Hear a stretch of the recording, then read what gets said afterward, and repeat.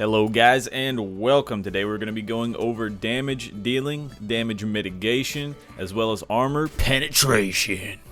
So if we look at the calculation on the wiki, this is obviously what the game code uses, and this we're just going to dumb down a little bit. There's a lot of stuff in here that you don't really need to use, so we're just going to trash that and give you the bare bones how you're going to figure out your damage that you're going to be dealing.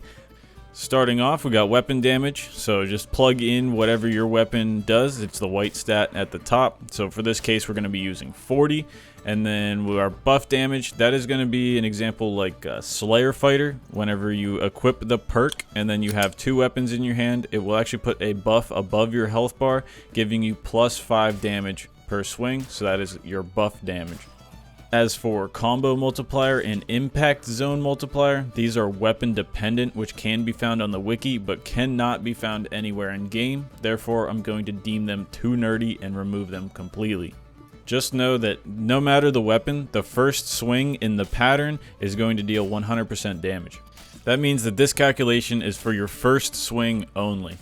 For gear weapon damage, we have the Crystal Ball. I'm pretty sure this is the only thing in the game that actually has this. It is a white stat of weapon damage. All of your blue or random rolled stats on any other pieces of gear do not count for the gear weapon damage. That is added later in the calculation.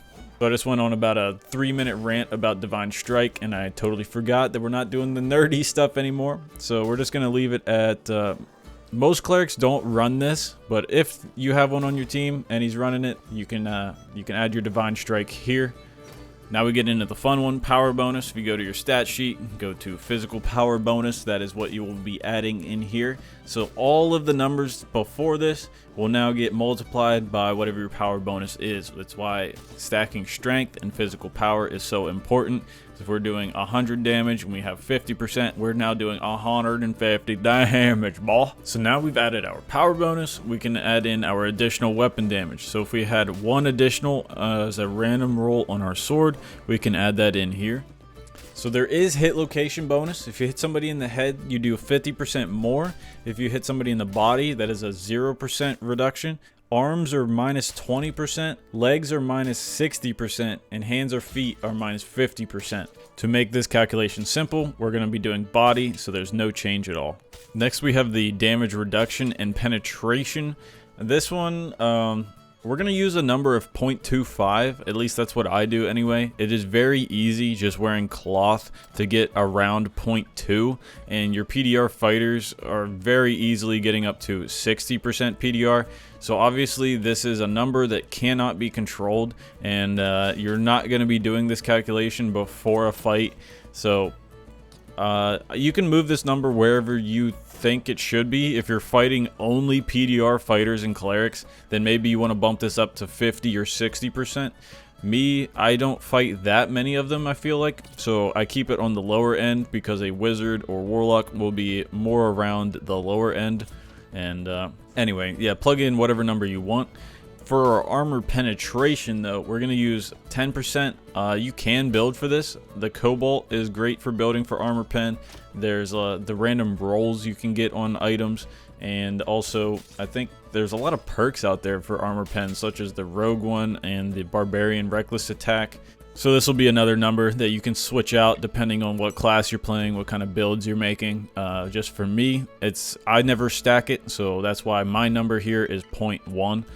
Lastly, we have headshot penetration, and since we're just doing this for a body shot, just for example, this isn't going to be put into our calculation at all, and it also varies greatly. Like if you're fighting a warlock with a shadow mask, then they have 0, but if you're fighting a hound skull, they have like 23, I think it is. Anyway, we're not going to put that in here. Just know that depending on who you're going to be fighting, they do have a headshot reduction, and that is not affected at all by armor penetration.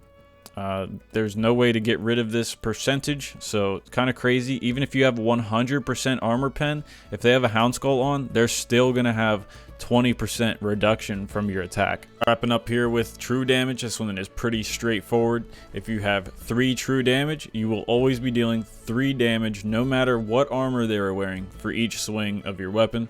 Pretty sweet, and that's why it's so expensive.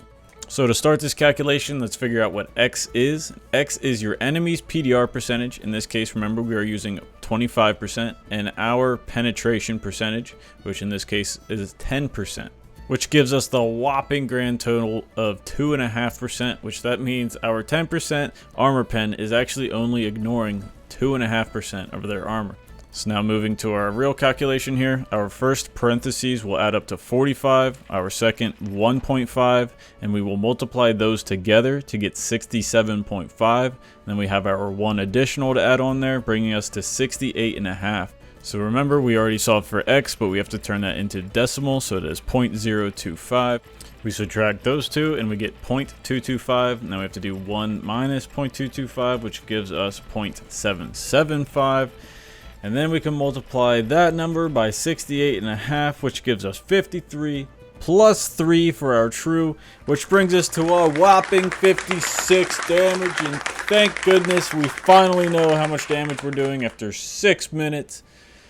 Thank you guys for watching. Catch you in the next one.